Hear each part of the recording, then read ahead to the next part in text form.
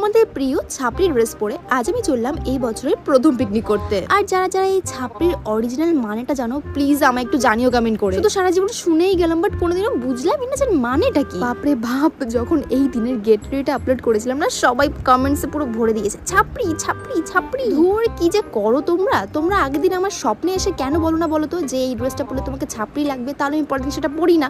পরে ঘুরে ফিরে এসে ভিডিও আপলোড করার পর যদি তোমরা ছাপড়ি বলো তাহলে সেটাকে আমি কি করবো? মানে সেটা তো আর চেঞ্জ করতে পারবো না আমি। হ্যাঁ, ভিডিওর অর্ধেকটা আমি ছাপড়ি ছাপড়ি বলেই কাটিয়ে দিয়েছি। আর ভিডিওটা শেষ হতে আর কিছু টাইম বাকি আছে, এটুকুও দেখে নাও। তো আজ আমরা এসেছিলাম ইকো পার্কে, আমাদের টিউশন থেকে পিকনিক নিয়ে এসেছিল। আর এই পার্কটা এত বড় যে আমার একটুখানি হেঁটেই পা পুরো ব্যথা শুরু হয়ে গেছে। তো আমি এখানে বসেই পড়েছি, আর বসে থাকতে থাকতেই খিদে পেয়ে গেছিল। তো ওখান থেকে আমাদের টিফিন দিয়েছিল ফ্রাইড রাইস আর চিলি চিকেন। পরপর অনেক কিছুই খেলাম, কিন্তু তাও মনে হচ্ছিল যে পেটটা ভরছেই না। তারপর মনে পড়লো যা, পিন্টুর রক্ত তো খাওয়াই হয়নি। তারপরে পেট ভরে ও রক্ত খেয়ে ঝালমুড়ি খেয়ে বাড়ি চলে গেলাম।